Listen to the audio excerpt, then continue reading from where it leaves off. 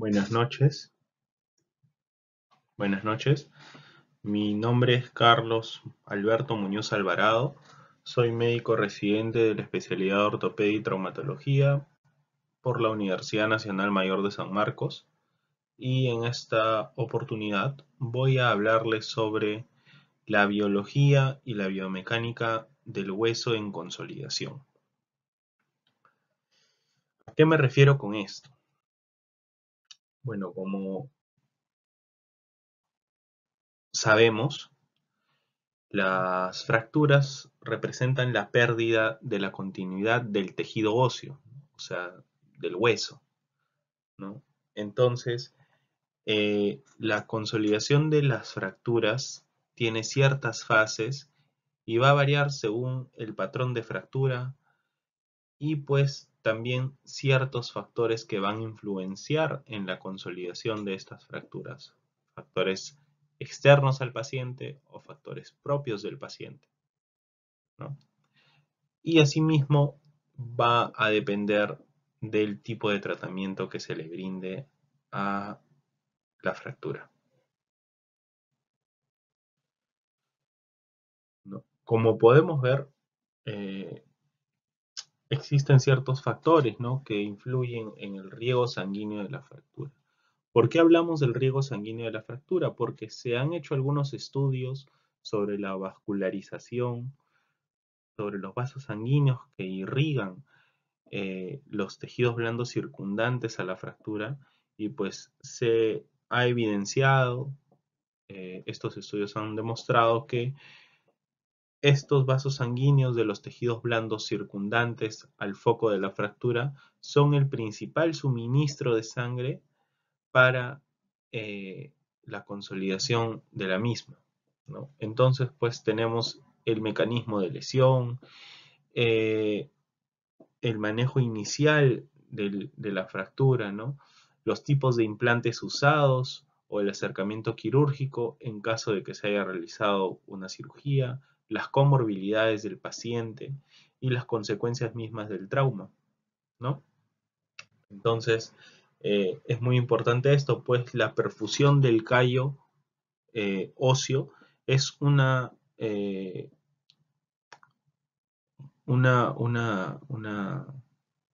un parámetro muy importante, ¿no?, que vamos a tener en cuenta para determinar el resultado de la curación o cicatrización ósea.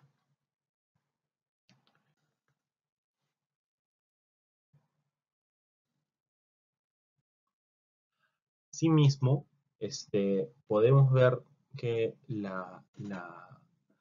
respecto a la biología de la curación de la fractura, tenemos dos tipos de consolidación de la misma, ¿no? La cicatrización de una fractura es la consolidación ósea. Entonces tenemos dos tipos, la consolidación primaria y secundaria.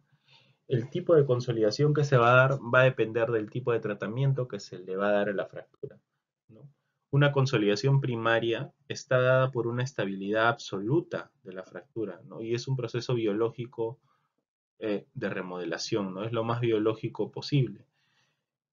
Pues, como vamos a ver más adelante, prácticamente no hay espacio entre un fragmento y el otro de la fractura. La consolidación secundaria se da por una estabilidad relativa, ¿no?, en el manejo y en el tratamiento de la fractura, ¿no? Se va a dar una formación ósea intramembranosa y endocondral. Este tipo de consolidación va a ser en el cual en las radiografías vamos a ver el famoso callo óseo, ¿no? Como podemos ver en la primera imagen, que era una consolidación primaria, vemos escaso callo óseo, a diferencia de la segunda imagen en la cual sí se ve callo óseo de mayor eh, eh, volumen, ¿no? Es más evidente.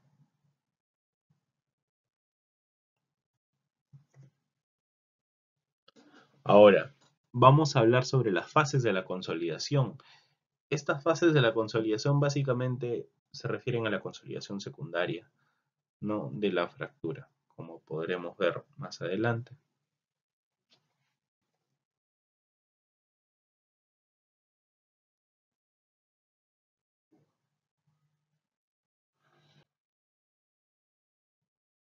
Entonces, en este caso, pues, la consolidación secundaria va a tener diversos tipos, ¿no?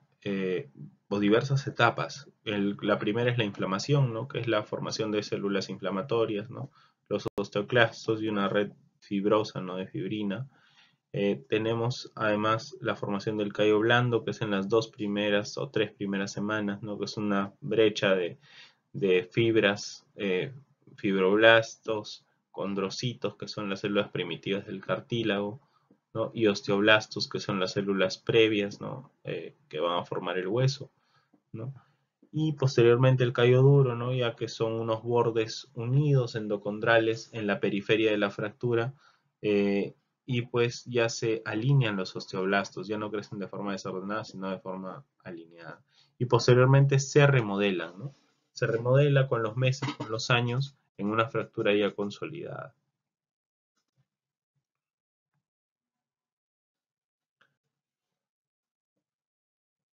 Ahora, ¿qué factores influyen en la consolidación de la fractura?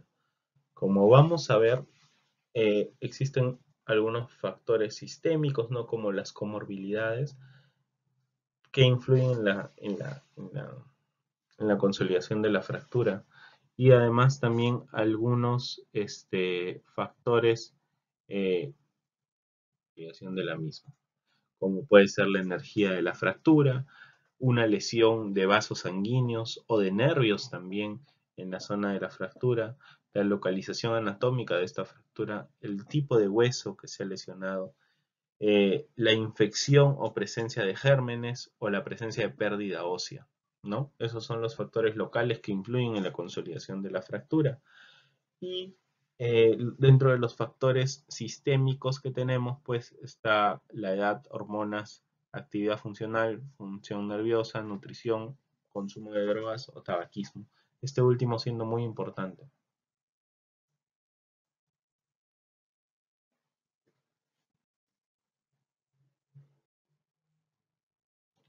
Respecto a la reparación del hueso, ¿no? Es muy importante saber definir cuándo una fractura es estable y cuándo no. ¿Por qué motivo? Pues porque de eso va a definir, bueno, de eso va a depender en cierta forma el tipo de tratamiento que le vamos a dar. También nos va a servir como un parámetro para evaluar luego de el-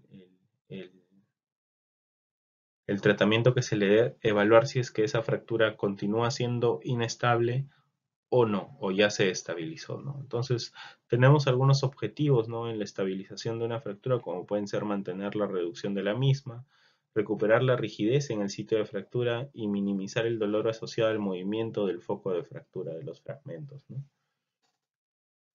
Ahora, tenemos dos tipos de tratamiento de una fractura, el tratamiento no quirúrgico y el tratamiento quirúrgico. El tratamiento no quirúrgico pues simplemente se puede dar mediante tracción cutánea o esquelética y lo que buscamos es alinear los fragmentos, ¿no?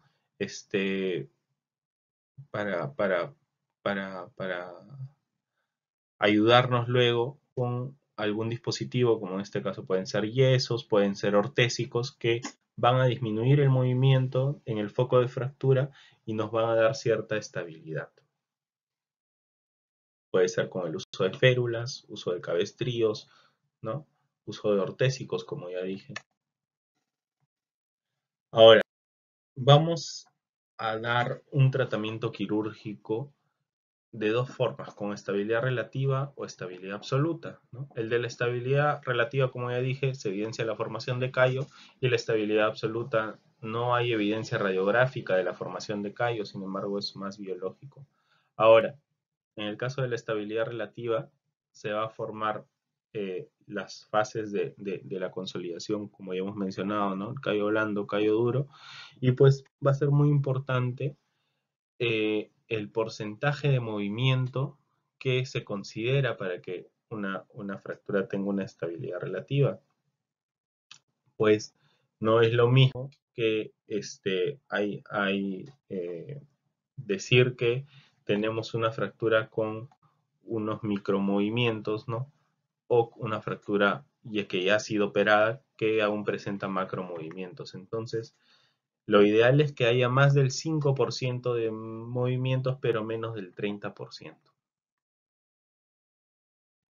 Como pueden ver acá, en esta imagen, vemos un puente de callo de hueso, ¿no? En este caso se ha formado ya el callo óseo, ¿no? Ha habido un proceso de cicatrización, ¿no?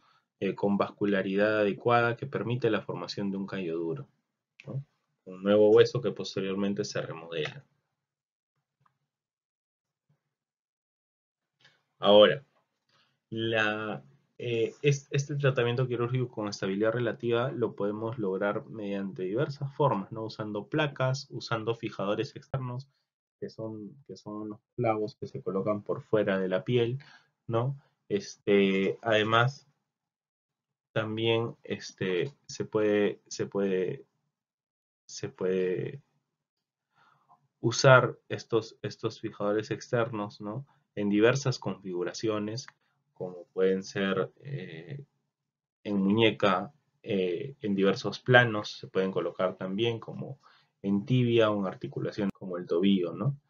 También podemos buscar estabilidad relativa con el uso de placas, ¿no? O clavos, mediante los cuales se va a fijar la placa o el clavo en extremo proximal y distal de la fractura y posteriormente el foco de fractura se va a puentear, ¿no? ¿Qué quiere decir eso? Que no se va a tocar el foco de fractura per se, por lo tanto, va a haber una consolidación o se va a propiciar que se preserve la buena vascularidad de los fragmentos fracturarios. Ahora, también es muy importante saber qué es la estabilidad absoluta, ¿no? Como podemos ver, la estabilidad relativa, veíamos pues que habían los fragmentos de una fractura podían estar alineados, pero no necesariamente podrían eh, eh, verse como si fuera un hueso 100% reparado, ¿no? O mejor dicho, un hueso como si se hubiera armado nuevamente. No es así. A diferencia de la estabilidad absoluta, pues en esta estabilidad absoluta lo que se busca es tener una ausencia total del movimiento en el foco de la fractura.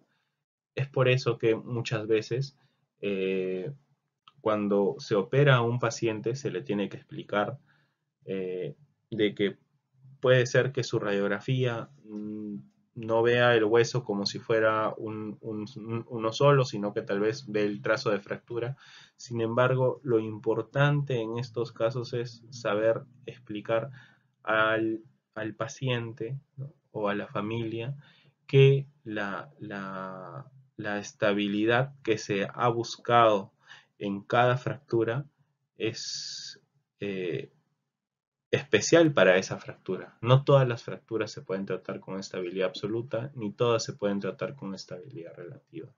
¿En qué casos vamos a buscar una estabilidad absoluta? En fracturas que comprometen articulaciones, por lo general, o en fracturas de trazo simple, ¿no?